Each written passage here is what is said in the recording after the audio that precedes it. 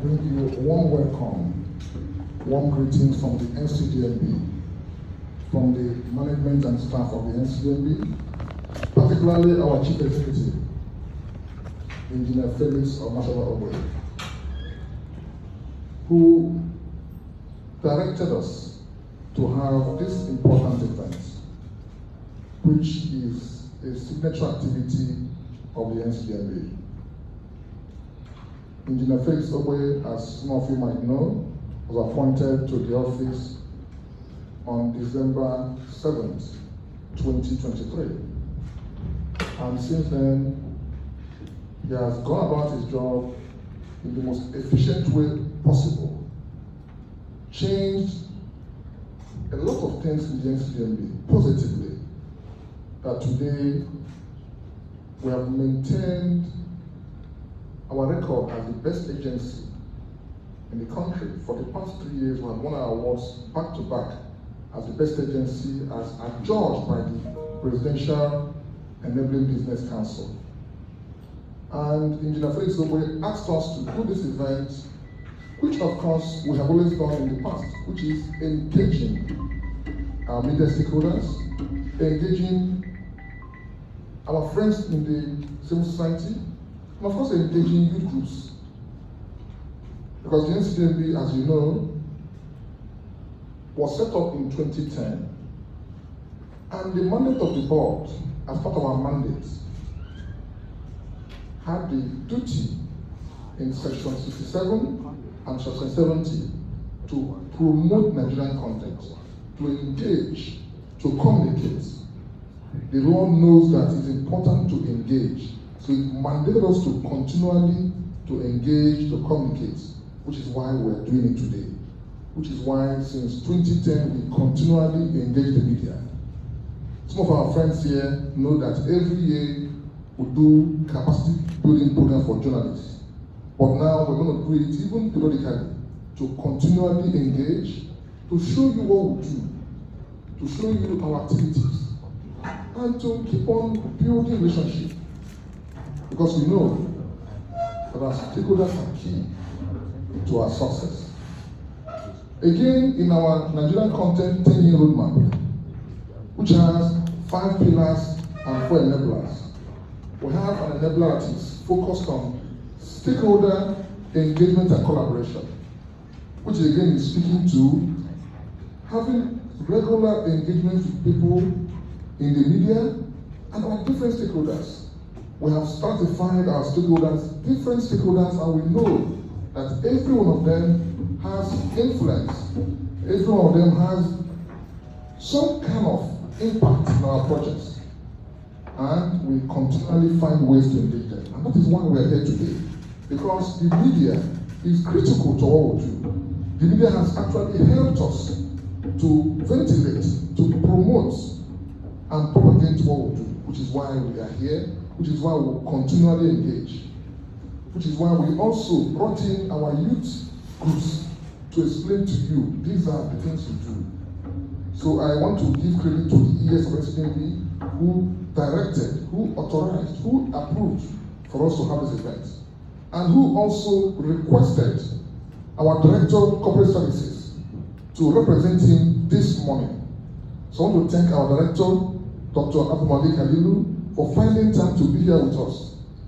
When he will speak, and of course when the Acting Director of Monitoring and Evaluation will speak, they will provide details, further info about what we do, that even concerns the region and much more.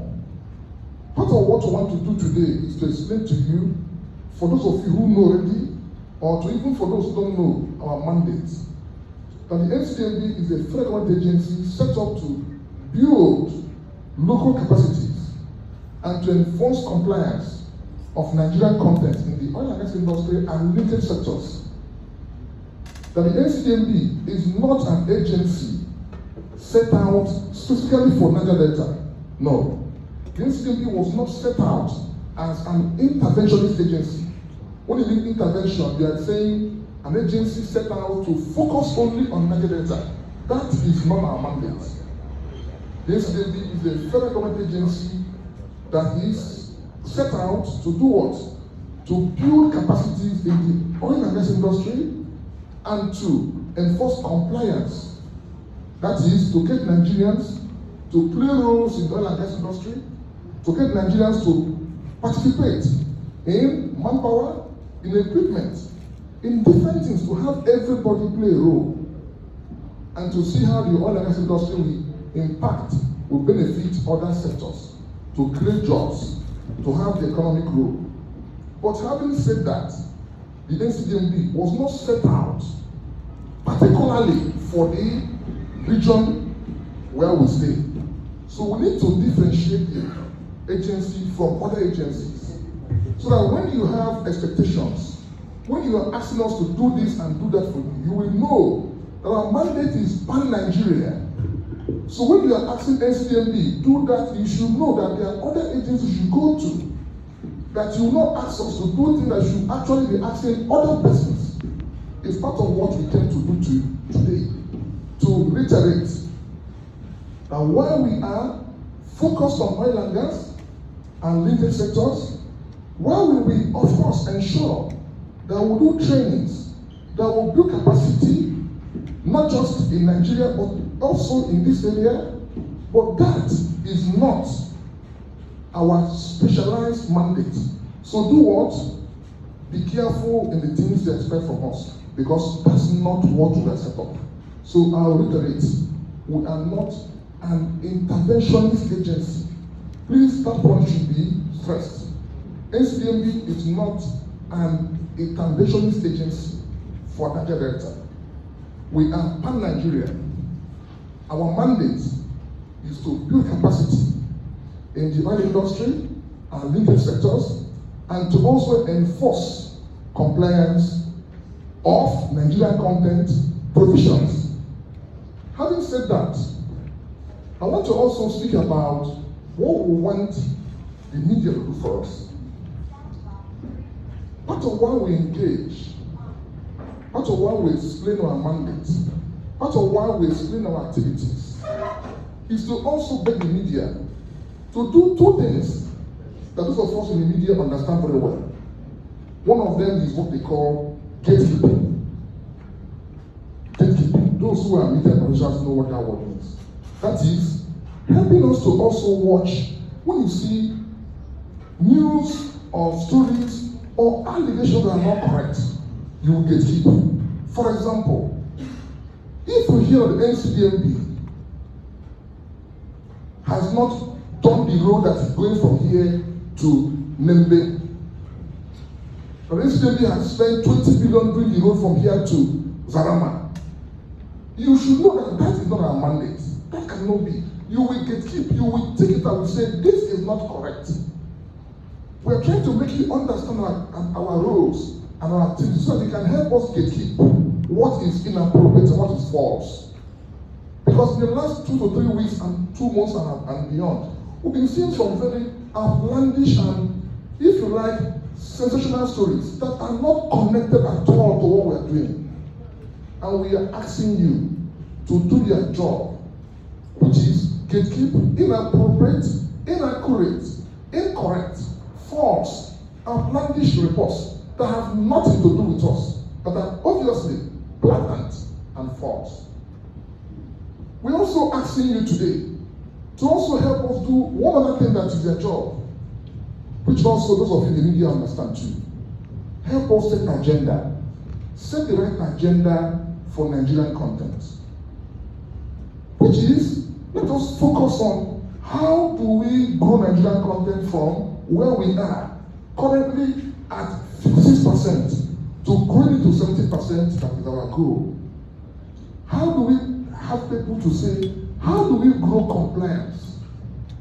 Then the media, please, let us focus the attention of the audience to what is important, the economy, and not whether Wike and Obinna is fighting. No, not important. Or whether Obinna does not like the governor or the former governor. It's not important. Let us set the right agenda. Focus on how do we grow local content? How do we grow the energy industry? How do we grow compliance? So today, feel free listening to my directors to ask questions. Nigerian content compliance today is at 56%.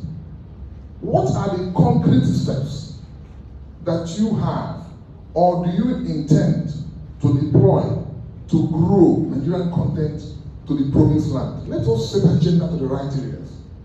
These two key things is part of the message that we have for you today. That please help us to keep some outlandish and inaccurate stories, and please help us to set the right agenda. The NCDMB will continue to engage, we continue to build capacity. We have, since 2010, maintained a very open door policy with the media, doing workshops, doing trainings, providing support in different ways. Some media platforms we have partnerships with. Some will provide advertising support. Some will provide CSR support. All in their intention to support the media industry, which is a critical part of the industry, critical stakeholder group. And of course, as it relates to youth groups, we have done several trainings with different strata and will continue. But please, I repeat, our mandate is not to focus on the region. We are a Nigerian agency, and please, if we have that understanding, it will temper some of the things you expect from us. It will make you know that we're actually doing well and we're here to stay. So as I conclude, I want to welcome everyone to this engagement event, this stakeholders workshop that we conceived for our media partners and our youth groups, and of course, members of the civil society. And I am certain that today we will learn a lot from what we do, and it will be a fruitful engagement. Thank you and welcome once again. The fourth estate of the realm, a very important stakeholder group. Good morning to the society watchdog, the CSOs, who are always putting us on our toes, making sure that we provide public service value as a government institution. Build the youths, build the youths, build the youths. Good morning to our very resilient, talented, productive youth population. Nigeria is very lucky. Our demographics indicate that over 50% of our population is made of youths. And if you understand the importance of labor as a factor of production, then Nigeria has no business with poverty. And that is what NCDMB stands for. So I bring warm greetings from Engineer Felix Obi, the Executive Secretary, Nigeria Content Development and Monitoring Board, who has approved this occasion, believing that the more we talk to these critical stakeholders, the more they are aware of what we do, the more they tell our story, and the more reassuring the society becomes in terms of the impact that NCDMB is making. So my presentation will start, please, next slide.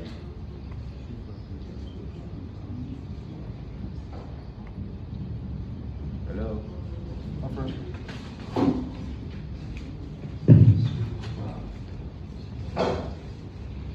I'll be speaking about the local content journey. It's important you know where we're coming from and how the local content program in Nigeria evolved, the value proposition for local content, our achievements, I picked a case study of some of the outputs and outcomes of local content. And I went further to speak about our intensifying local content program across Africa. And then I'll be making my concluding statements. So in terms of the local content journey, for those of you in the media, the civil society groups, and I'm sure the youths were very young in 2001, President Olusegun Obasanjo decided to set up a committee, a presidential committee, to look at the impact of the oil industry in the Nigerian economy. It was discovered that local content was a major issue. Even though it was in a joint operating agreements, but implementation wasn't as impactful as he wanted it. So he came up with a local content policy and then domiciled it within the Nigerian National Petroleum Corporation, NNPC, as a division. The success of that program, even though it came on the back of directives, no law, but the little impact it made led His Excellency President Goodluck Ebele Jonathan, who we're all proud of, to enact the Nigerian Oil and Gas Industry Content Development Act in 2010.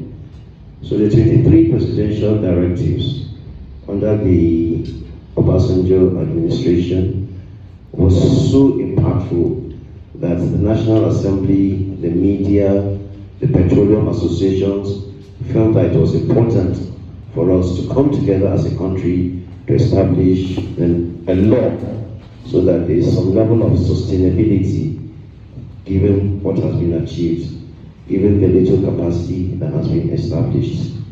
So the message here is that policy consistency is very important. So as advocates and of public opinion, it's important that you sell that message. There's no need for governments to continuously change policies, either because one government has gone or whatever. Consistency is what has brought us to this stage. So as a result of that success, we focus, the local content law now focused more on in-country value addition.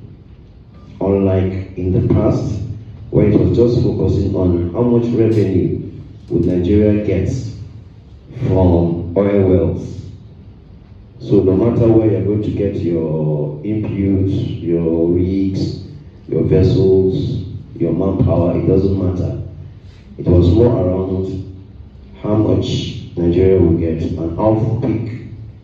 But the local content law said we'll focus on revenue, but we'll also focus on in-country value addition. So you can see the difference.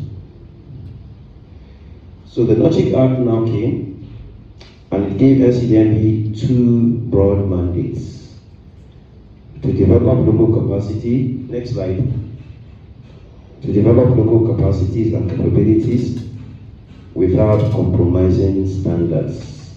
The oil industry is highly regulated, so every businessman in the industry operates within ISO standards. It's also to monitor and enforce the provisions of the Logic Act. Because of the importance of the industry in terms of spend, and in terms of also being able to harness inputs from other sectors, NCDMB decided to challenge itself by creating this very ambitious target in terms of visioning to be the catalyst for industrialization of the Nigerian oil and gas industry and its linkage sectors. If you are producing paints, protective paints for the industry, it's manufacturing, right? The kaolin you produce, the kaolin you use to make paints is from minerals. So that's where the linkage sectors come in. The manpower you use is from the education sector. So all those integrating factors was why we said we want to be the catalyst for industrialization of the Nigerian oil and gas industry and its linkage sectors. So what is the value proposition? When we talk about local content, we're very focused in terms of what we want to achieve. We want to focus on research and technology development. Any country that wants to produce locally must also have a strong R&D presence. There's a nexus between the money you spend in R&D and your GDP. The top 5 economies in the world, the likes of US, China, in terms of GDP, are also the top 5 in terms of R&D spend to GDP. So there's that nexus. It's talking about local employment, creating jobs from the communities to the states to the federal.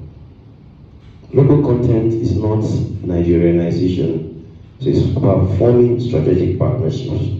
So we're not chasing away foreigners, but we're saying domicile your production base in country and then foster partnerships.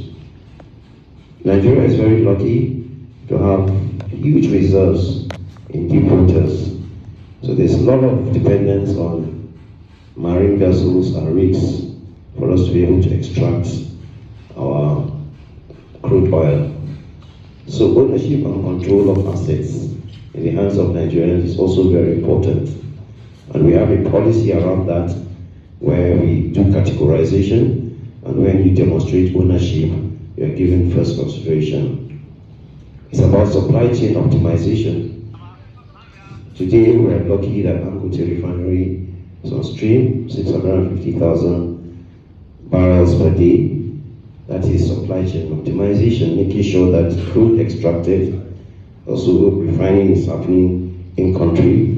Over time, we're very optimistic that we will just depend solely on Dangote and some other modular refineries for our refined products requirements.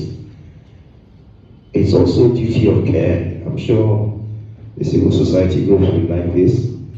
Sustainable operations. We're not happy with what happened to Obinna. So it's duty of care for the environment, sustainable operations, making sure that all your ESG requirements are fulfilled. Ultimately, it's about increasing local production, and where local production meets standardization, we must enforce utilization through our project and certification operating protocol. Ultimately, it's also about contribution to GDP. NCDMB, next slide, is also very structured in terms of how it operates. And that is why when you come to us with any proposal, there's almost a predictability in terms of how documents move within the system. Everything that we do revolves around our mandate. From our mandate comes guidelines. We ensure that we have guidelines that speaks to what we should do, how to measure success, who are the stakeholders, consequences for non-compliance. And then we have implementation directorates that ensure that where they review tender documents, where they're going to approve ACD trainings, where they're going to approve exploratory quota, is based on guidelines. So there's predictability. Once you look at the guideline and you approach NCDMB, you don't need to know anybody. Monitoring for results also exists. Even though we have this mechanism, we also check ourselves through the monitoring and evaluation directorates. We are also guided by regulations. We have 7 regulations: training, indigenous capacity, registration of oil and gas professionals, establishment of operations in Nigeria, industry technology transfer, research and development, and enforcement and compliance. Next slide. Next slide. The monitoring for results framework ensures that NCDMB monitors the performance on projects where you have the Nigerian content plan and you state your commitments. There is a directorate that monitors the extent of compliance. Compliance monitoring is where we monitor submission of statutory reports. Intervention monitoring, where there are complaints and they are genuine, we follow up and ensure that the right thing is done. Ultimately, it's about sector contribution to GDP, public service value creation, industrialization, to what extent is local content contributing to industrialization, economic growth and sustainability, improving the Human Development Index, and exploitation of capacities. So far, so good. Our indigenous companies have demonstrated capacity to the extent that they're being sought after in African countries to foster partnerships, thanks to this institutional support that NCDMB is providing. Some of our achievements include in the area of fabrication and construction. Nigeria now has capacity for pressure vessels, galvanized steel structures. We all know the importance of galvanizing in the industry in terms of elongating the life of steel structures. Human capital development. Through our support, we now have over 40 trainers under Octan. 15,000 Nigerians have been trained in the last 3 years on different aspects of human capital development, skills requirement, manufacturing. We commissioned the Nigerian Content Equipment Certificate to ensure that we promote indigenous manufacturing. It's important to mention that a lot has been achieved under the NCEC regime, to the extent that Nigeria paint manufacturers were able to export over 1 million liters of paint to South Korea for the painting of the hull of an LNG tanker. Service sector growth.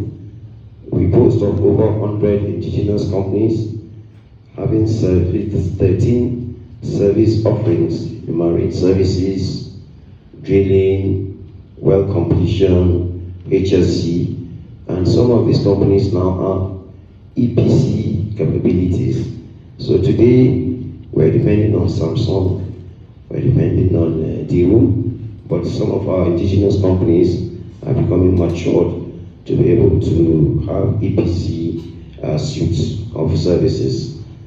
Our financial support under the intervention fund is also there, and I must say that we have what we call legacy investments on the back of major projects. Legacy investments is where we identify the infrastructure gaps in Nigeria, and then we tie it to a major project to build that capacity. So on the back of the Ejina Field Development Project, we're able to establish the first FPSO integration yard in Lador. And that was where the integration of the Ejina FPSO happened, in addition to fabrication of some topside modules. The expectation is that future FPSO integration will happen there, and then ultimately to reduce costs. Next slide.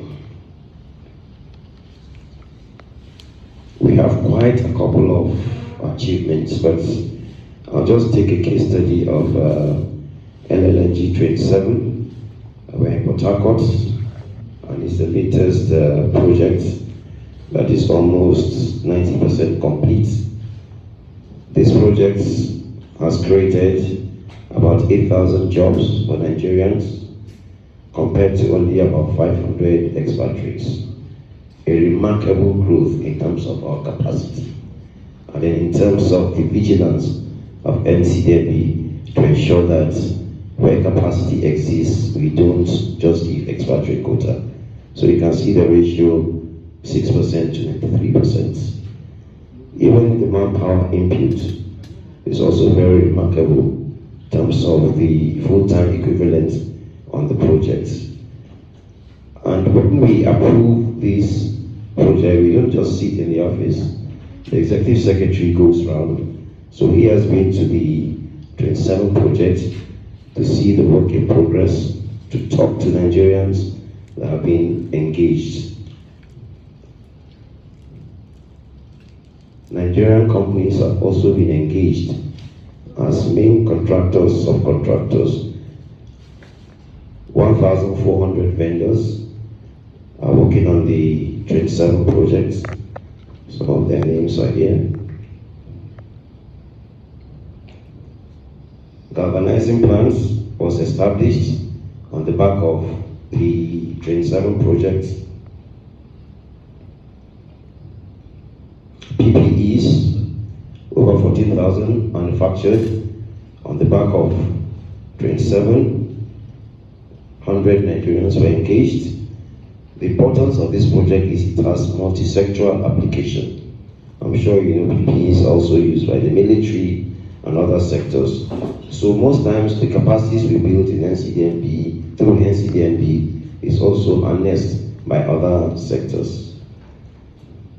Pressure vessels by biogas were in Port Harcourt. So GM, if you like, you can take them on study tour, let them go and see some of these things. Yes, so that at least seeing is believing. Biogas, pressure vessels also has application in the power sector. Cable trays, also done here. We've also been able to deliver assembled API pumps. API is the highest certification in the industry for LNG, and valves also. We've created the Nigerian Content Intervention Fund. This is how we're using our money in the right way. The law provides that 1% of every upstream contract is deducted and paid to the NCDMB. So we created the intervention fund to provide a single-digit interest rate for service companies, 5-year tenure, obligor limit of $10 million. You can't get that from any commercial bank. So beneficiaries, manufacturing, asset acquisition accounts for the highest. Remember, I talked about asset ownership in my previous slide. So this is how we're supporting Nigerians to own those assets. Contract financing. If you have single-digit interest to execute contracts, you know what it means in terms of profitability. You know what it means in terms of bidding. If you're bidding for a job and you mark up interest at 28%, and somebody from Europe is also bidding for the same job, and his interest is LIBOR less than 5%, you know what it means. He will definitely beat you in terms of pricing. But we have been able to cushion that, then loan refinancing. I'm sure the women will love this. The Nexim Bank Intervention Fund also supports women in oil and gas. So if you're a woman entrepreneur, feel free to approach us. Also working capital financing. Sometimes service companies are not paid on time. So they go to Nexim Bank to do invoice discounting. So they get their money from Nexim Bank, and then the guarantee is that money that they're expecting from operators. So that way they're able to continue their business. Next slide. We are data driven. We are a robust logic JQS. So I encourage the youths to register on on this platform, because this is where we get our trainees. So if you are not registered, please do so.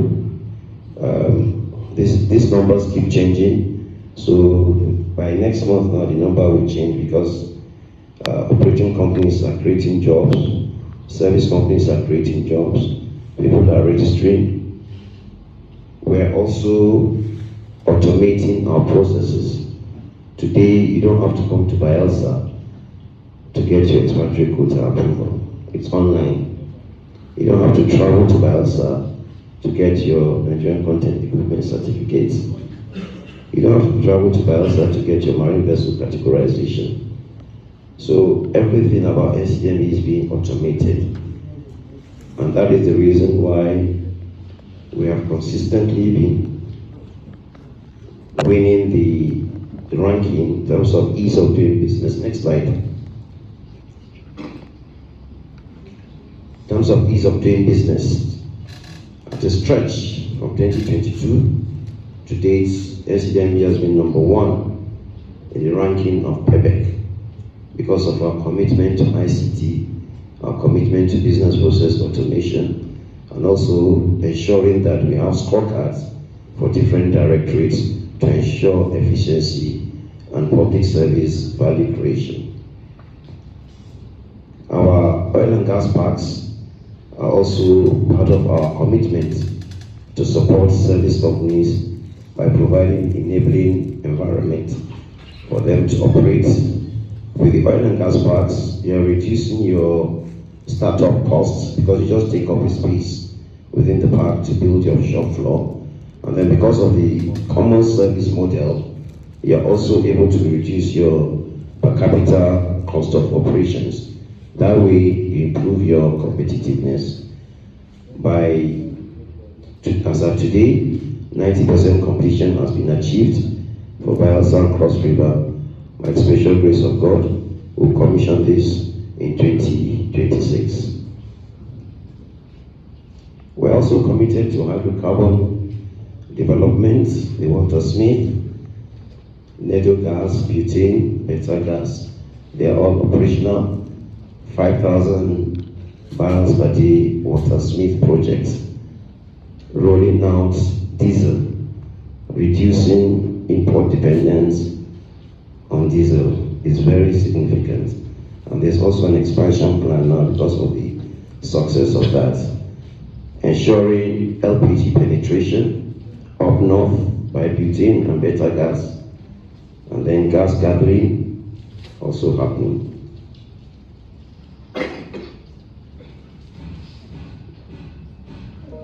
NCDMB is a very, very sensitive organization in terms of cost leadership.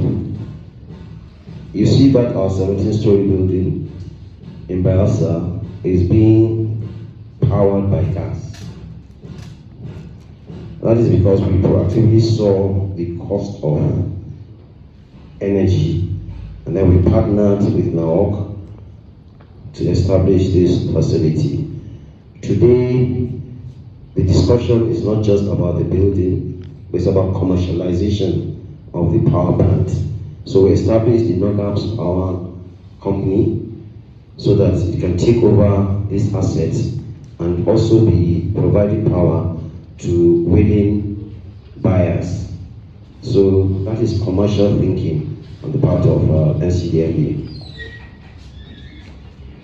NCDMB is also leading the Pan-African efforts on local content. We've seen that as a country, 37 billion barrels, 210 standard cubic feet of gas. But as a continent, 125 billion barrels, 800 trillion cubic feet of gas. So when you are looking at the economies of scale in terms of doing business in Africa, we realize that the way the European Union is organized, the way America and Canada are organized, they look at the global markets. And then that is how they're able to attract original equipment manufacturers because of the economies of scale. So we decided to take that trajectory. And this is founded when we realized that in trying to attract some investors, when they look at the size of the Nigerian market, even though we think it's big, but from a manufacturer's point of view, it will not pay back. If you want to establish a seamless pipe mill now, you will not be able to achieve that based on the quantities of seamless pipes that are used in Nigeria. But if you look at the African market, then it makes a lot of sense. So we started a conversation with the Africa Petroleum Producers Organization, and we were also very active in supporting the African Continental Free Trade Office under the Ministry of Trade and Investment to champion that message. Thanks to all the efforts by the leadership, this was well embraced, and today we're talking about the Pan-Africa local content agenda. So we're hopeful that that will change the narrative in terms of our ability to increase the intra-Africa trade, and then also ensure that Nigeria is also taking, because we have an economic edge in terms of the capacities that we have built. So it is good for us to see our service companies going out of Nigeria to establish businesses. We're also very strong in the establishment of the Africa Energy Bank.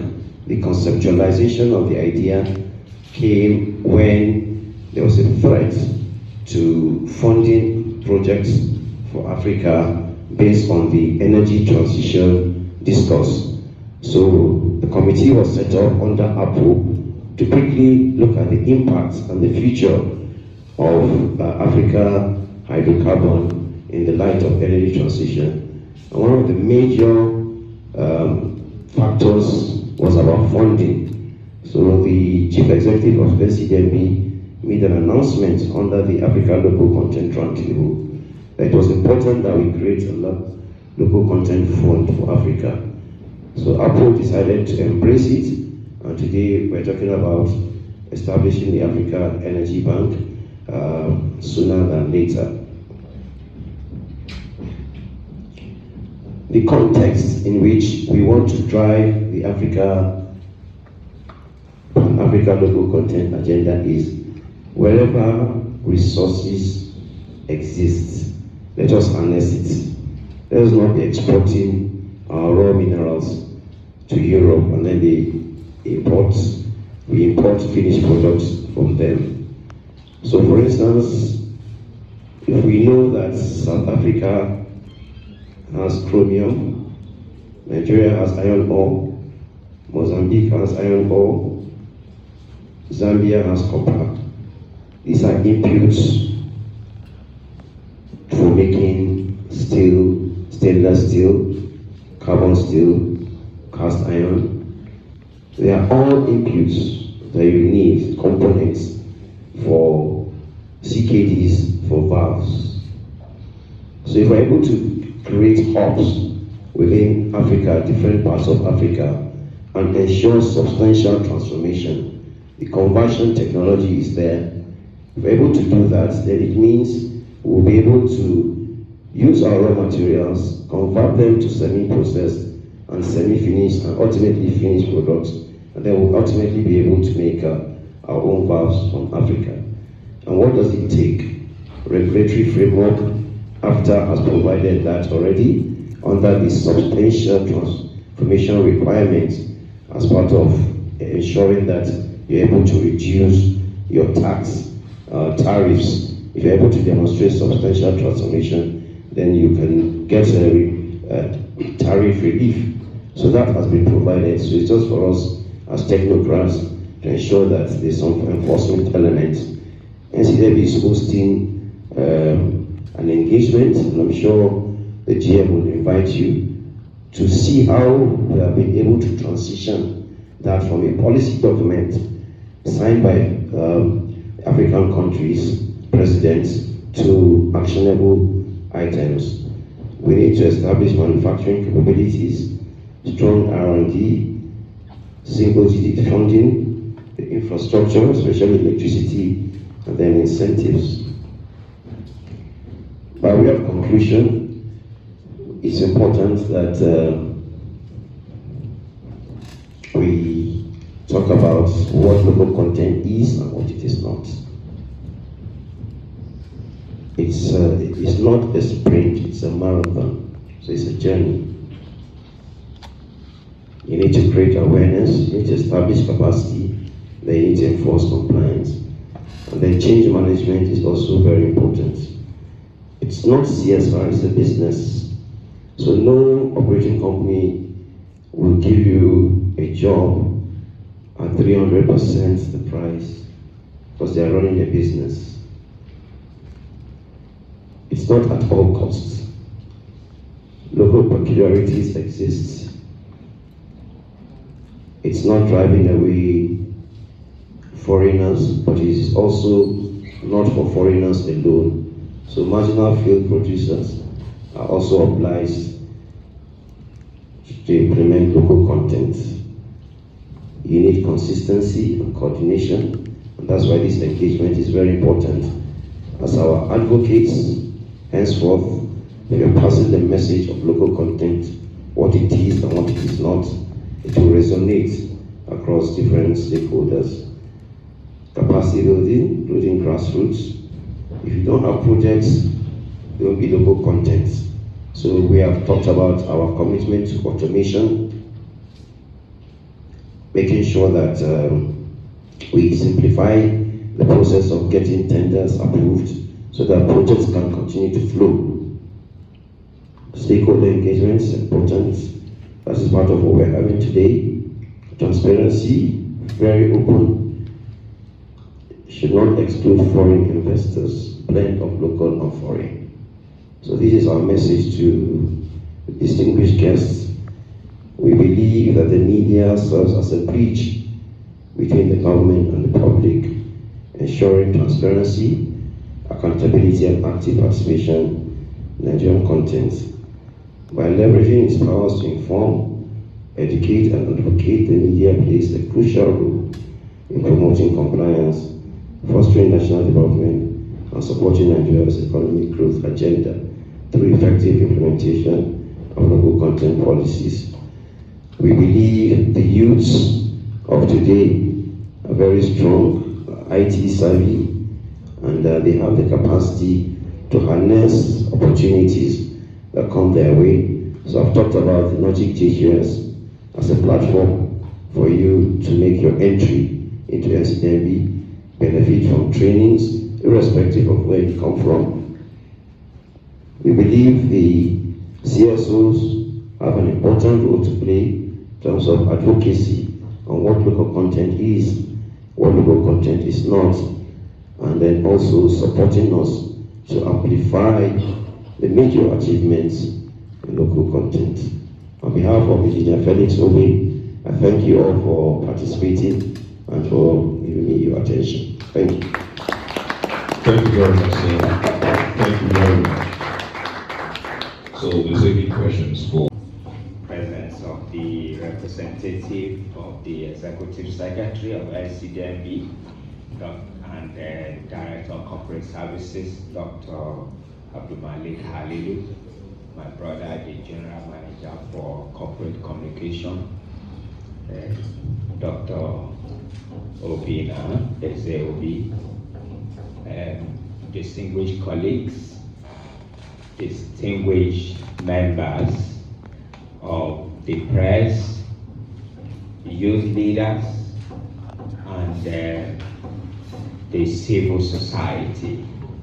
Thank you so much for yielding to our call. As announced, I'm going to talk about the impact of the Monitoring and Evaluation Directorate on, especially as it affects the Niger Delta area. And let me just, as requested by my brother Dr. Ezeobi, let me just say one or two things about the questions that were asked earlier. because being in monitoring also, we have the opportunity to see what is happening in the industry. For instance, the board has 6 centers of excellence that has been established. You know, in our law, it says that yes, these companies should do research and development, and in order to be able to bring them into perspective, we have these centers of excellence. I will show you later, maybe in a different presentation if there is time. We have, as he mentioned, at Federal University of Technology, Owerri, for local raw material substitution, supported by Chevron, by Daewoo, and several companies. We have Federal University of Technology, Akure. They have geological and geophysical studies. They are also supported by, right now they have work with Heritage Energy that is ongoing. We also have here's energy on board. We have, let me just mention all of them. At Foot Mina, Federal University of Technology Development Studies, we have NLNG supporting them. As said earlier, these centers are pan-Nigerian. We just selected universities of technologies, and then we match them with these IOCs and even service companies to ensure research and development. Right here in Uniport, we have the NLNG Center for Gas Studies. Is a world center of excellence that is being supported by NCDMB to ensure it is built. Up north, we have the Modibo Adama University of Technology for Safety and Environment Studies. And we also have a renewable energy Center of Excellence at Usmanu Danfodio University in Sokoto. As a matter of fact, in that place, they are partnering with the Rural Electrification Agency to even power their university using renewable energy. And this technology, we have people from all over the country. When we went there to have workshop with them that are either studying or working there to ensure that these technologies are cascaded. So the way, as I said, research and development is a bit abstract. You don't see the product immediately. It has a very long gestation period, but we are still pushing it. And any specific question, we are here to answer them when they come. Let me quickly go to my own slide, and if there are other issues, we will please go ahead. I will just look at the mandate of the Monitoring and Evaluation Directorate and our activities as it affects the Niger Delta area. Please go to the next slide. This has been mentioned, as said, that Dr. Halilu has a special grace to have traversed almost the entire board in terms of his experience, and this has been mentioned. But one thing that I want to bring out of this slide that is up there is that why are we doing what we are doing? To ensure the enhancement of the contribution to GDP of our sector. We know the weakness of the oil and gas industry as it entails contribution to the GDP. That is why we frame our own vision and mission in NCDMB to say that we want to be the catalyst for industrialization of the Nigerian oil and gas sector and its linkage industry, of the oil and gas industry and its linkage sectors. That is not specifically oil and gas alone, but all those areas where we can have multiplier effect. if you look at the contribution of the oil and gas sector to GDP, is quite minimal compared to other sectors like even agriculture, telecommunication, the construction and manufacturing industry and so on. But you will find the impact of the oil and gas sector, the capacity that has been developed in the oil and gas sector in all these areas, including agriculture. You find capacity developed, even well acquired in this sector, being deployed in these other areas. So we are monitoring that. Public service value creation, industrialization, as I mentioned earlier, that we want to be the catalyst to enhance industrialization. One good example is what was mentioned about our 17-story building in Bayelsa State that was built by a local contractor in Bayelsa. 17-story is unheard of in this country. That building is the tallest in this part of Nigeria, and it was beautifully and built to the best standard you can find anywhere in the world. That is how we enhance value creation and industrialization. Now you have thousands of jobs surrounding that building, from the project implementation throughout the construction phase, even to the operation of that building today. Then economic growth and sustainability, as I mentioned earlier, these are the things that we measure. I will talk about that a bit more later too. And part of that sustainability is why we are here today, to spread the news of what NCDMB is doing and how, by your questions and your comments too, we can do better. Then improve human development index. When you look at the linkage sector that I talked about, which I will initiate in the course of my presentation, we are training in people on GSM repairs. We are training in data analytics. We are even training on makeovers, shoemaking, agriculture, solar panel installations and so on, electrical installations. We are developing technical centers, all those legacy technical institutions, especially in the Niger Delta area. NCDMB we have committed ourselves to upgrade them. And that's where if you are from any of these states, you can see our footprint in those technical centers that we are working on.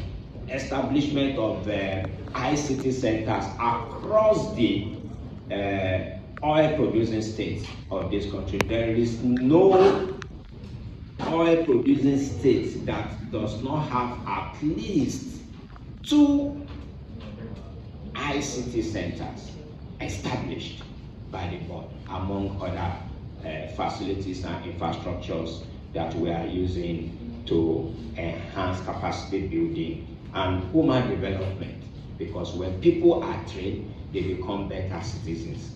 Then exportation of capacity was also mentioned earlier, that we are training so many people. Where is the job for them? The other time we were with Dangote, and he said that a lot of people that were trained during the project phase to even this operation phase, that a lot of them have left Dangote and they are working around the world. They are in Qatar, they are in Saudi Arabia, they are all over the Middle East and North America and Europe. These Nigerians are working in this place, trained in Nigeria, but they are able to export their skill to these countries around the world. So that's why and bringing up this, and all of these are powered by NCDMB. Let's go to the next slide. This has been mentioned. Go to the next one. Yes, this one also, enough has been said about this particular site. So the rep of the ES and the distinguished ladies and gentlemen, there's one thing that I want you to realize today, that the oil and gas sector is not a heavy employer of labor. So I'm from the Niger Delta, and I realized also that we are unduly consumed by expectations from the oil and gas sector. I already mentioned contribution to GDP is quite minimal. The ability of the sector to absorb staff, whether contractors, whether direct employees, is not very significant compared to our 200 and something million population. If you look at this, look at the jobs right now, operating companies, there are 137 operating companies, and they are only able to employ 15,300 workers. See the service companies, they are only able to employ 90,061 workers. This is today's data. I got it before I got to this place from my colleagues in the office. And then the registration of people, of young people, professionals on our portal. When you look at this, no wonder Dr. Halilu was talking about encouraging our people to register on the Logic JQS. So please take this information back and say, we just have only 466, or let's say 467,000, not up to 467,000 individuals registered on the portal amongst millions of youth and professionals that we have that we can incorporate into our system and probably look for opportunities for them. So this is where I'm just going to leave this, and for you to know that all these tools that has been mentioned earlier, we are using it to drive Nigerian content development. Move to the next one. This has been expatiated enough about what is happening. Everybody knows what is happening in Dangote and the proportion of expatriates to Nigerians. And move to the next one.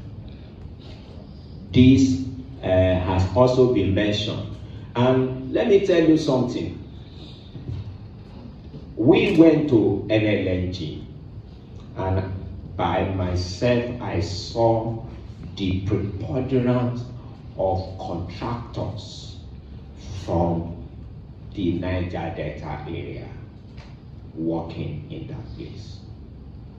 Yes, this is Nigerian Content Development and Monitoring Board, but we have a preponderance, of people from the oil producing areas who are the key contractors to that project. I have the names, but I will refrain from mentioning them. But if it gets to that, we can even show you data if it is required, just for you to know that we are doing what we ought to do to deepen the penetration of those from whose soil the resources is coming from. Move to the next one.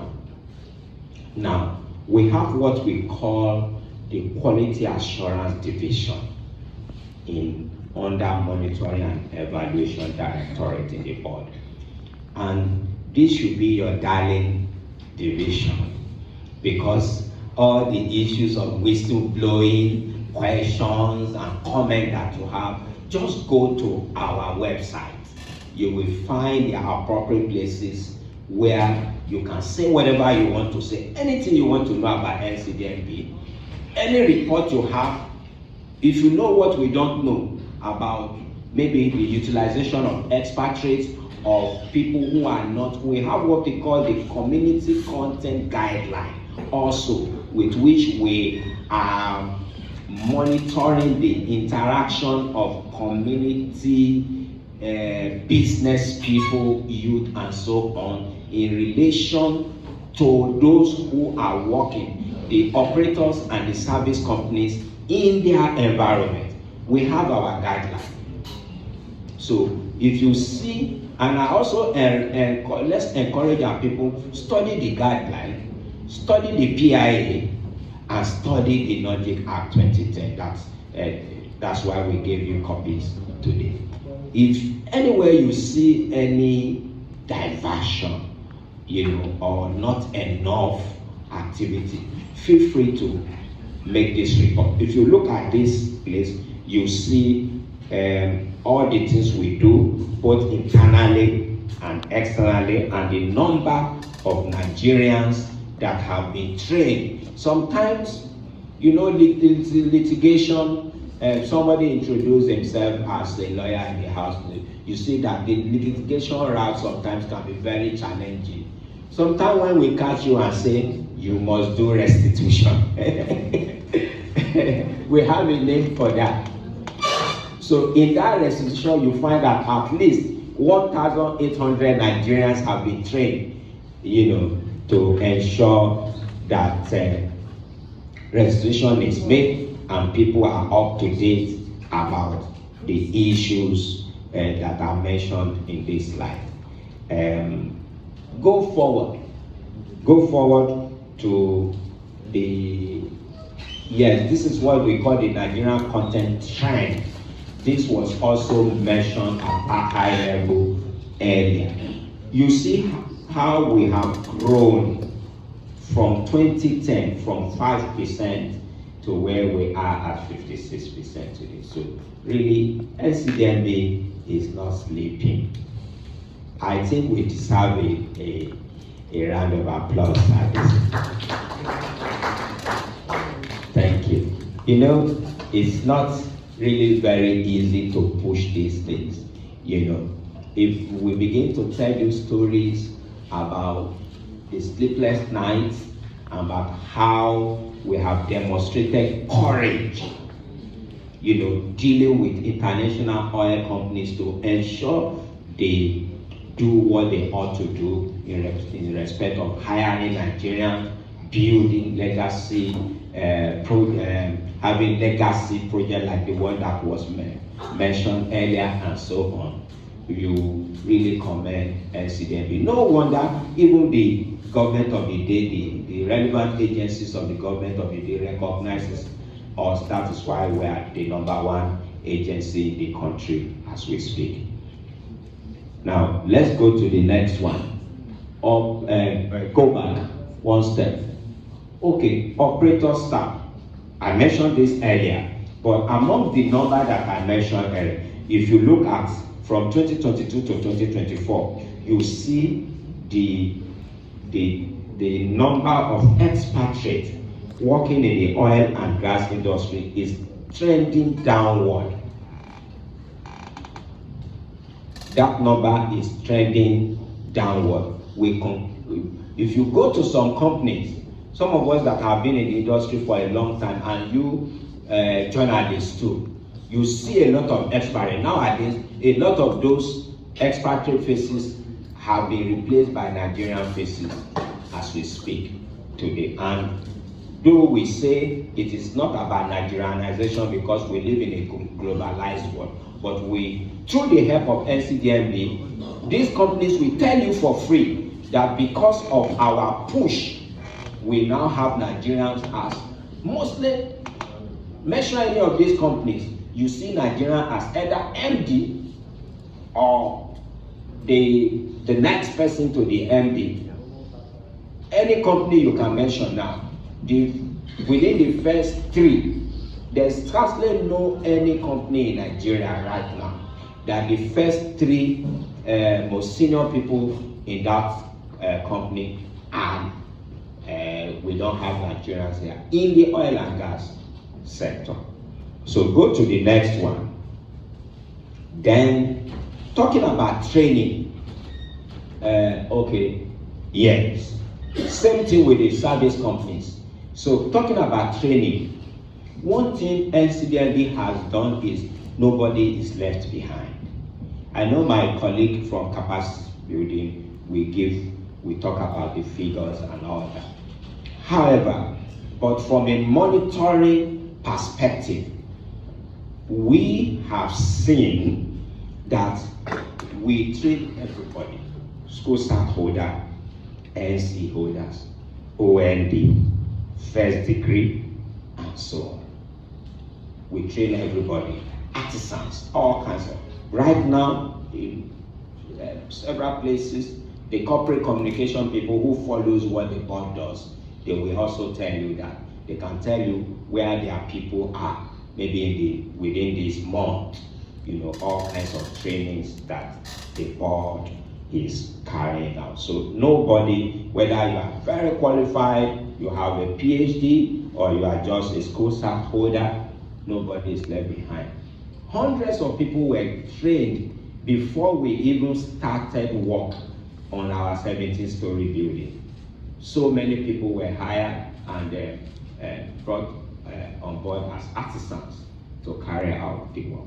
We invested in their training, and many of them are working in road construction, real estate, name it, telecommunications. So you find that the impact of our sector, cannot really be quantified, in real terms, because of all this multiplier effect and the spillover to other aspects of life in Nigeria. Let's go to the next one. So same thing with now. Okay, go to that one. Okay, if you look at this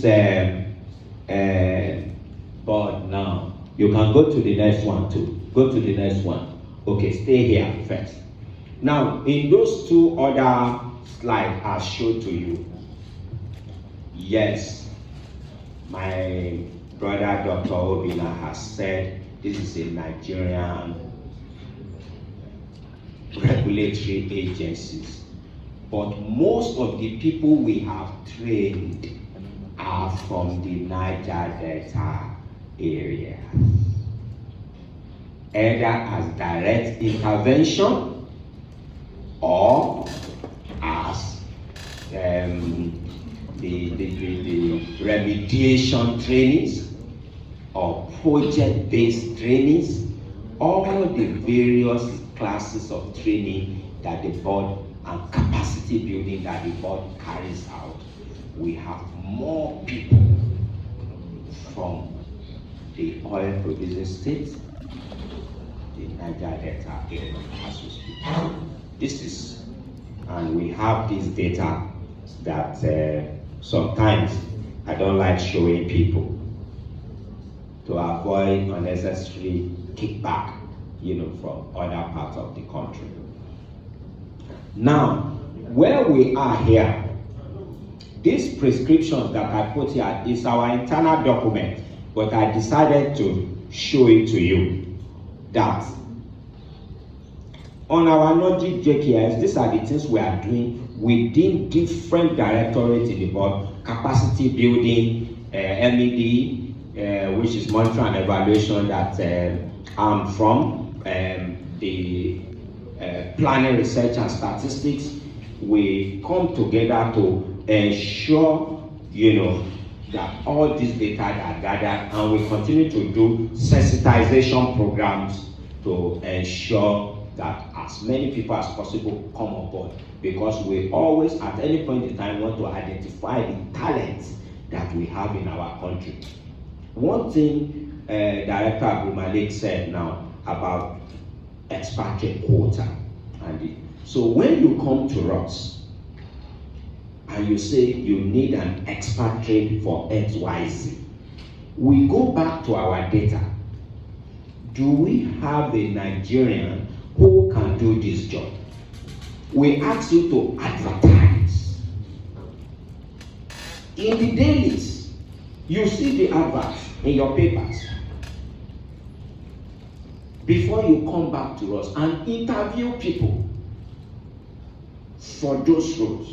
So we have a very robust mechanism, to interrogate the issue of expatriate quota as far as the board is concerned. There's something in that number 2.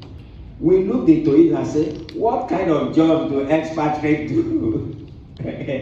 So you will now find managing directors, chief engineers, project engineers, technical managers and operation managers, and so on. So there are a lot of data behind this one, or you just see there's a lot of data behind it. So it tells you that when we talk about technical managers, we talk about operations, we talk about project management, we talk about marine, especially those chief engineers are from the marine sector. When you are guiding your wards or your children or your relatives, you know the areas that they should go into in order to be able to take over these expatriate positions. I believe that is clear enough. And there are some other things that I don't want to talk about so that will not take too much time. There is this national occupational standard. The key thing there is to ensure that a lot of these certifications that you go to the Philippines, that you go to UK to acquire, we are able to synergize with the international bodies and be able to give you these certifications in Nigeria that will also be acceptable in other parts of the world. These are things that we are doing as NCDMB. And finally, go to, from our data, which I didn't quite show you that one, we find that the oil and gas industry need ladies. More ladies.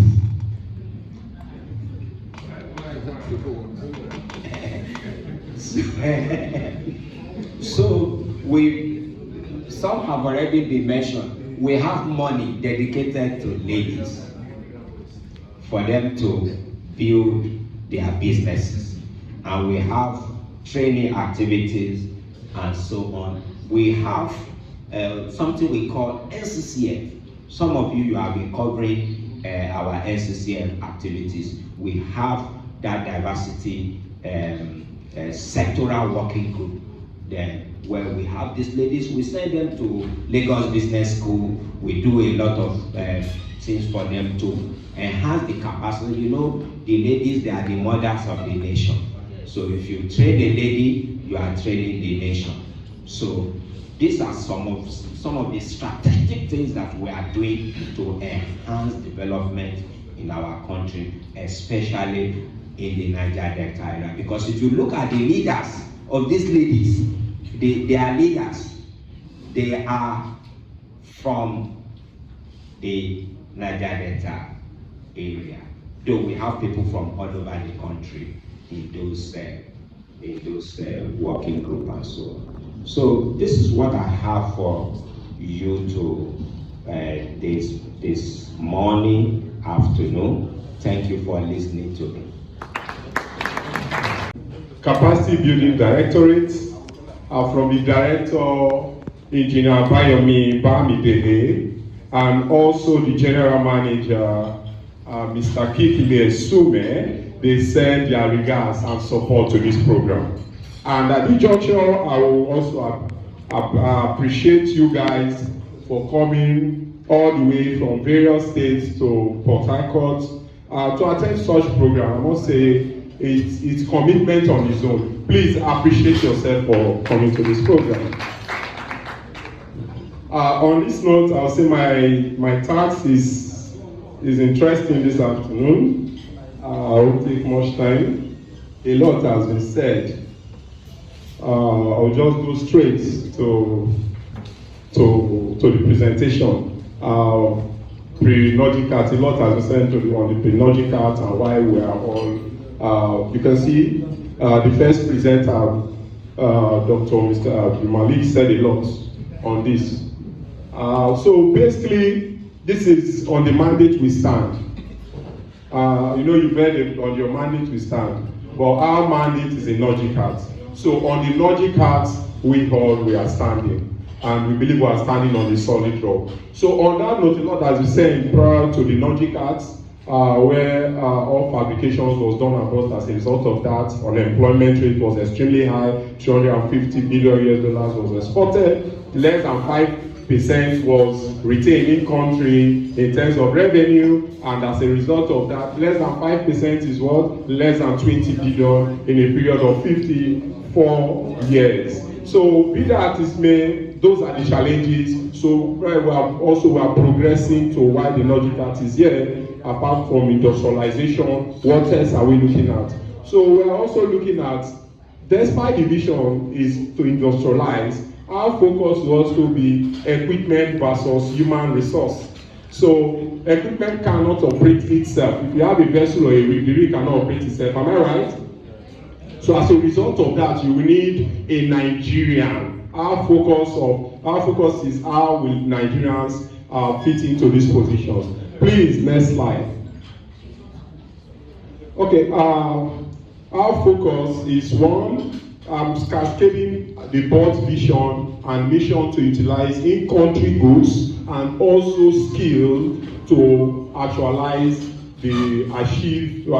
goals in the oil and gas. So our capacity building directorate mandate is to promote the human capital development, to encourage skills in various areas. I can tell you that before the Nogicat was signed, a lot of engagements was going on all over Europe. We were the one giving those guys jobs, while unemployment was high in various skill sets. As a result of that, there was no opportunity for the graduates or the technicians to have access to employment or on-the-job facilities. So capacity mandate is to drive competency that is globally competitive. Also to establish ownership of facilities, asset ownership. When the board started, we said all fabrication was done abroad, meaning there was almost nothing in country. The few that was existing was dump sites. An instance was Niger. Niger was a total dump site when the board came on stream. And we have to identify, we build, we support investors or indigenous participation to have asset ownership. So the board now encourage the investors to upgrade, and Niger and other major fabrication yards came into existence. Rig ownership was also an issue. And speaking on capacity building, how did we build those capacity? Land and swamp, if you look at the schedule of the heart, designated for indigenous participation and ownership. And when the board started, it was more foreign dominance. As we are speaking today, land and swamp is, a lot of rigs are owned by Nigerians due to the support from the board and capacity building, which is our focus. Same thing goes to rig, vessel acquisition, vessel ownership, tugboats, PSV, GP2, dynamic positioning, supplying offshore, crew boats. This is the value when you talk about contracts, because you're looking at day rates. If you have a vessel, a day rate for most of these vessels is in USD, massive.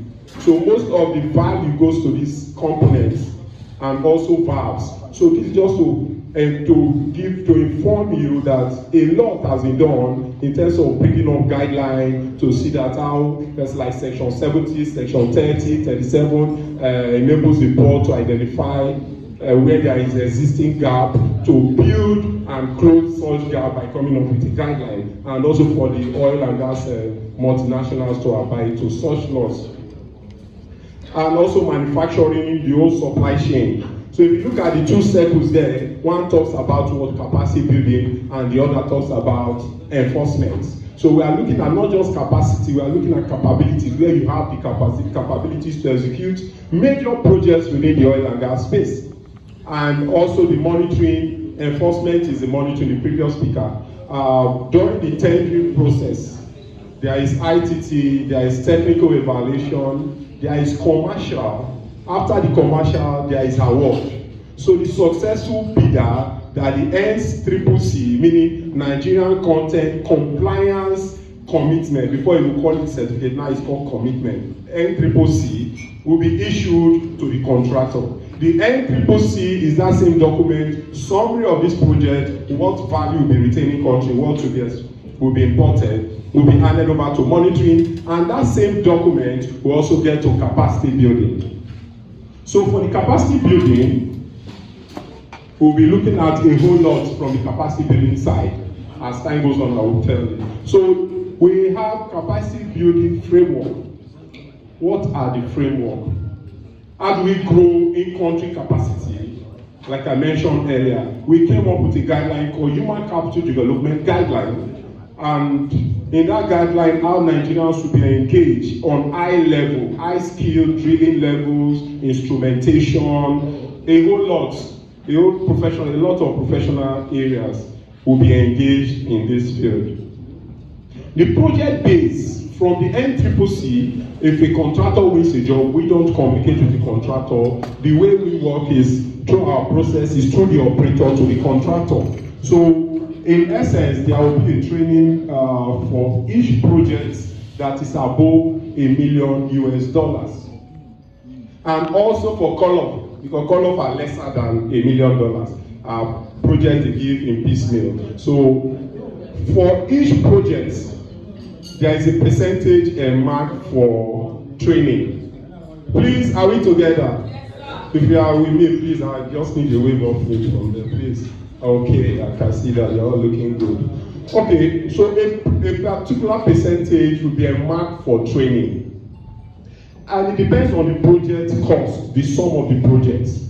That's where we will know if it's 1%, that's when you will know if it's 2% or 3%. So if you look at it well, that is tied to project base, after which there will be, once the plan is approved, other process will take place, the training will be executed.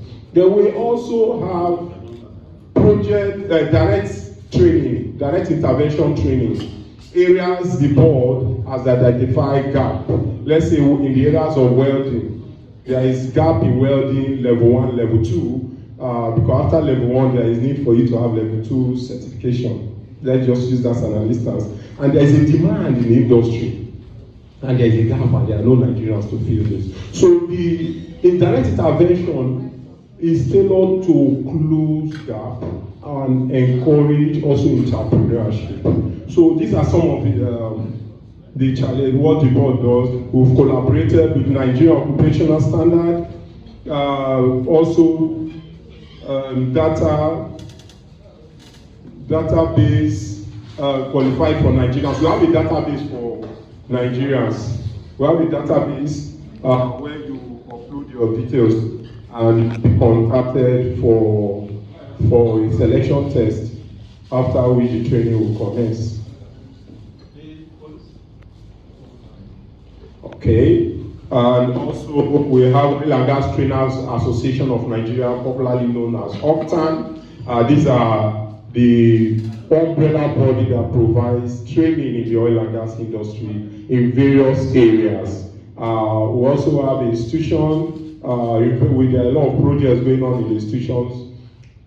A lot of graduates, after graduating, it will amaze you that they've not seen. Let's say someone that did mechanical does not understand does not know what a boat is. It might come out maybe one of the best, one of the first class is theory based.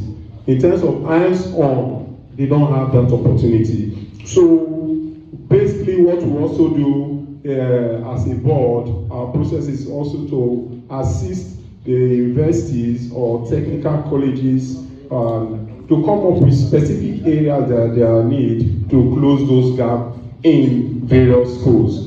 So we have the 60-20-20 approach, the 60 institutional strengthening for schools, then 20 for ACD trainings that has to do with maybe elementary entrance to training, just basic training. There was also 20% earmarked for advanced, highly technical areas. Then on the other side, when we started, I said we are looking at equipment and benchmarking with human resource.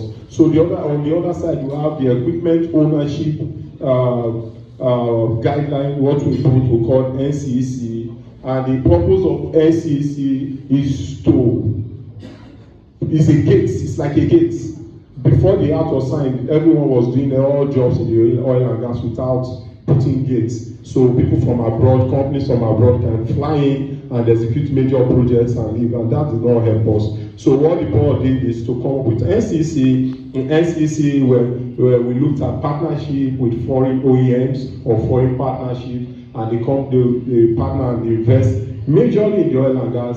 Valves, we have a lot of companies now that have done valves. That have also, like the pipe mill, Yolong pipe mill in Free Trade Zone. Way back, that project was over $100 million. So same thing goes across board. The contracting circle, we are looking at, even as in Nigeria, because we are avoiding hazard. We are avoiding what? Hazard. Because the oil and gas industry, offshore, man no man can blow off a platform. So there are key requirements in terms of standardization, in terms of quality, in terms of ownership and expertise to execute such jobs. So these are some of the issues that the board has worked and looked at. You know, when the expatriates were coming with their Nigerian partners, you know what they told us? It's like a market. The population of expatriates coming looking for partners or coming with their partners for engagement at the top level will amaze you. And what they told us was that their yards abroad were hydro, that their fabrication yards were hydro because of what? The logicals. Okay, so basically in our HCD division, purpose is to drive competency-based, industry job-ready and globally competitive for Nigerians and to support linkage sector. These are some of the types of project-based human capital development mentioned earlier, direct intervention, collaborative human capital development. The industry where maybe an instance an IOC will collaborate with the board to close an existing gap to assist the country. And also remedial human capital development is more of non-compliance, more like a punishment. I will tell you what exactly you need to do. So like I said, on the mandate that we are standing is on the platform of the provisions of the NOGICAT. There are a lot of sections that support what we are doing in the heart, section 70, 30, 37, 28 and 10 enables the board to come up with guidelines where there are existing gaps and not just coming up with guidelines for the IOCs, the multinationals, marginal feed operators, alliance partners, everybody within the value chain, all contractors will abide to the law. And after a project, like I mentioned earlier, if you succeeded in winning a project, a Nigerian content training plan will be sent and which will be reviewed with the board. Now the training plan it depends. There are a lot of projects ongoing. Let's say there is a drilling project. The drilling project is more likely that the training will be tied to drilling. There are some other projects that is tied to some other, like procurement, it will be supply chain. So these are the way, but there are some funds that we also, there are sometimes we look at how do we close certain gap. So once it's identified, we will now channel into such training to close such gap. There is a challenge. The new strategy for human capital development. A lot of stakeholders that we met in the industry 15 years ago, today they are all retired. When we spoke with someone in the IADC management level, IADC is International Association of Drilling Contractors. There is a challenge because most Nigerians have retired. Then most of the young ones too left the country shores to foreign countries to also look for greener pastures. So there is a gap. So let's say chief electrical technician, 8 to 10 years experience. There are a lot of fields that are needed today, and where are the Nigerians to fill in this position? Thank God for this. Thank God that the board in the past 15 years came up with such strategy on human capital development. As we were speaking today, most of the offshore field offshore operations, Nigerians occupying those positions are those that were trained years back. And let's say the engineer project, for instance, a lot of Nigerians were trained on that project. Thousands of Nigerians in various fields, home and abroad, they did some certification, and that certification enables them to work globally, and today they are filling major positions within the oil and gas space. So what we identify is high demand skill gap. That's the new strategy. Then you plan to close this gap.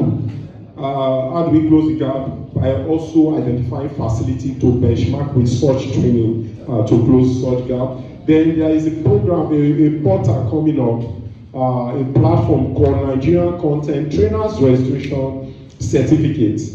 Is also a guideline. It will be coming up soon to standardize training. Because in as much as we say Nigeria should train, a lot of Nigerians, in terms of curriculum, in terms of facilities, in terms of fit to purpose, most of the trainers also have gaps.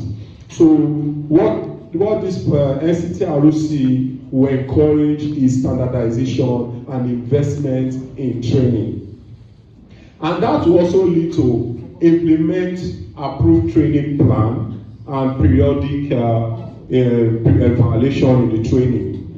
A lot is going on. Our teams are in different locations evaluating training is ongoing.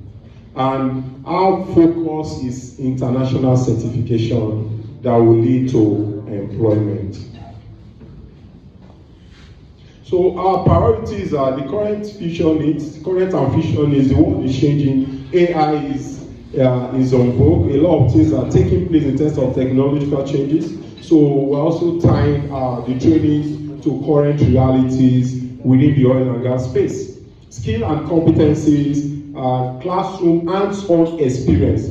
Our training is designed 6 months, maybe 5 months on the job or classroom. Then there is also a portion for offshore hands-on experience. Or it must not be offshore, it can be land location also, to give the Nigerians opportunity for quality, professionalism, standardization, global competitiveness, and also part of the training, the curriculum, because a lot of Nigerians after training can also come up with a company. So entrepreneurship is key towards this, is in all our training. Entrepreneurship, skill development, and innovation is also entertained in terms of solutions. ICT is also key. We provide laptops for all our trainees, Core i7. And most of the trainees, that's the first time they are seeing laptops. Just imagine for an engineer, if you are clapping, please clap.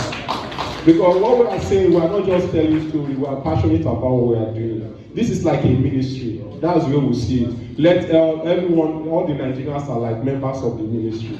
And we are praying that our life will be better. Okay, thank you. So, also employment and value creation. Okay, what you have on your screen, the next slide. This project was executed from 2015, 2013, 2014, 2015, thereabout. I believe you are aware of a general project. It's massive. When this meeting was held, this project, the top side, was not designed in Nigeria. I can tell you from it was not, if not the board, the commitment of the leadership of the board, that said no, the top side of the FPS will have to be done in Nigeria. So that's to tell you the passion towards achieving effectiveness in terms of implementation. And the topside integration for this particular FPSO was about $3.5 billion.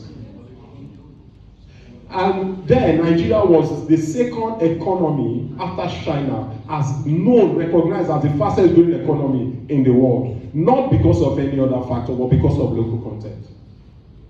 Now, when the project was going on, we have about 3,000 workforce in various yards. Avion offshore, Lador was where they did it. Lador was a virgin land. What in the program of this nation, what the Lador, the owners were doing, they will come with the plan. They will come up with the plan looking for investors. That please, I have this land suitable for such project, and they don't have partners. They don't have anyone to encourage them. And the board looked at it and said, okay, this is suitable. And when that opportunity came, the board said it has to be in Lador. And supported, not just strategy, supported that project. And that project, whatever we went for visit, you have thousands of Nigerians working there. In various fields, mechanical instrumentation, cut across, and various yards also. In Niger, some of the modules were being fabricated, in Avion, fabricated, in Next Olive, a lot were fabricated. So Nigerians were fully engaged. So if you look at it, and part of you have about 560,000 man hours. Infrastructure was created large scale. The hall is the both side. Massive, that was important. That capacity, we don't have it. But the top side was done here. There was knowledge and skill transfer, and the purpose of the FPSO is to produce 200,000 barrels per day, adding to our production per day, which is more money to the economy. Okay, this just to mention a few of what we are doing. We have pipe mills, because we encourage a lot of investment as regards to this. So Yulong Pipe invested in this in Filtre Zone. We have the SCC in Abuja. We have Brentes. We have a lot of companies also investing in this field. For the 27, when we went on a tour, in collaboration with the oil and gas companies, in collaboration with LLNG, Saipem, and Daewoo, who normally before project kicks off, we identify major yards or companies that can execute such projects, identify and support and see how the project will take place in those facilities to add value to Nigeria.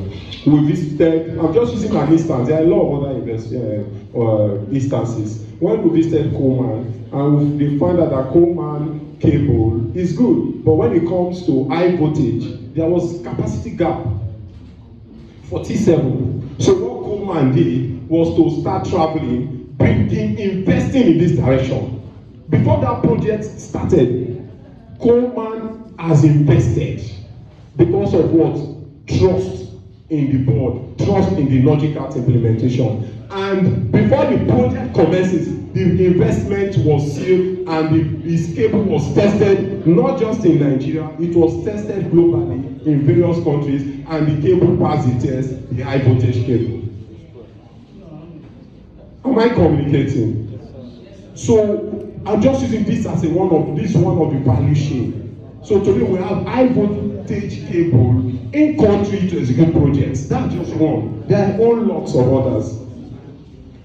There are a whole lot of other investment that have taken place in country. Okay,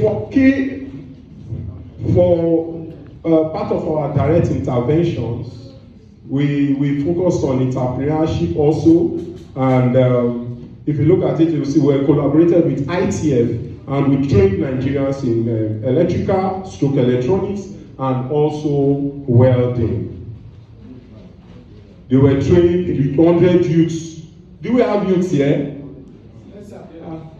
Because not where they were, it's more of the youths were few. Do we have youths, please? Your voice, youths. Youths.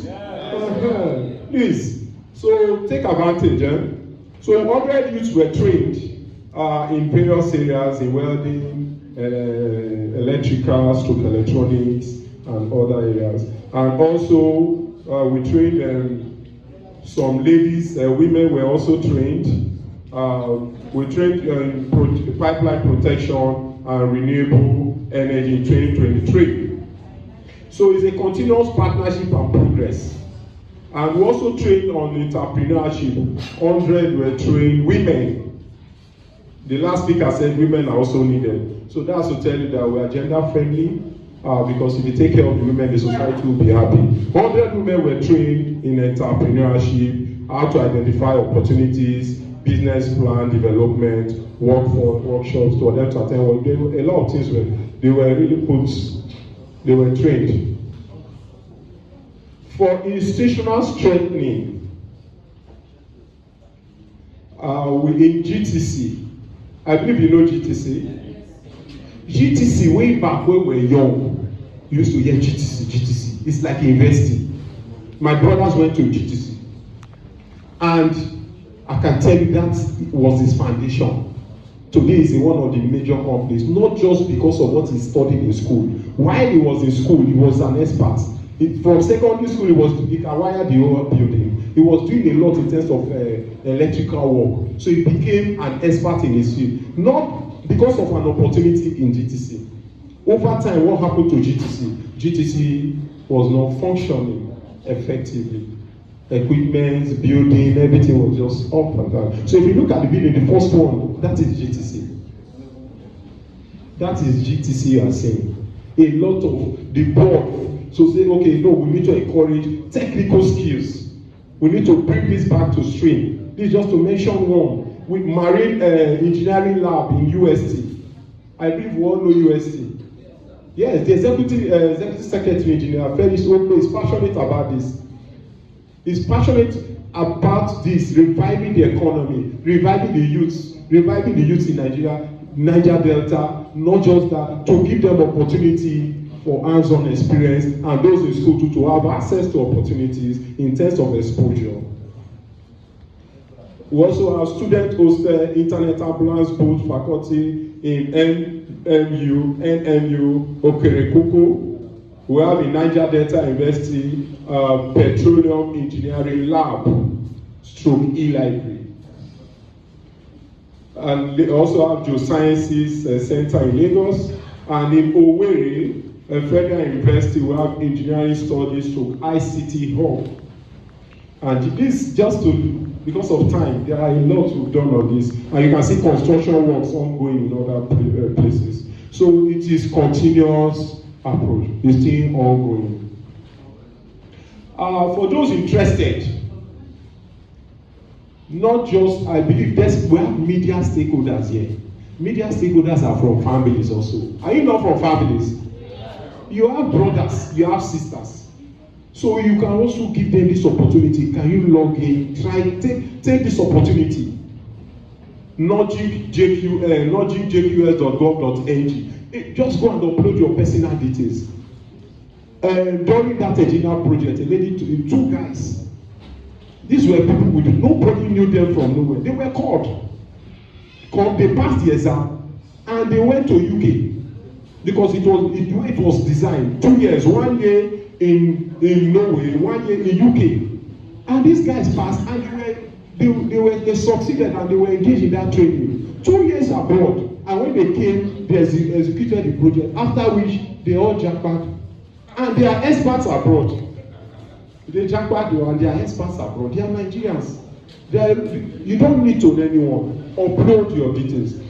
Sincerely speaking, most of the opportunities are engineering inclined, engineering opportunities, because the projects are more mechanical engineers. But for those that did not study engineering, yes, there are supply chain opportunities also, procurement, trainings. So for companies that are here, if you have someone to kindly look at, you send your details to support@nogicjqs.com. And also what is needed is your company name, your address, your telephone number, contact address, CAC, your registration number. And you're also required to attach soft copies of formal letter addressed to the executive secretary, your current NUPROC or NMGPRA certificate that you have, and also certificate of corporation. Your form CO2 and CO7 is important because that tells us the ownership of such company. Upon that, you will get a notification. You will get automated notification. On this note, I will say thank you for listening.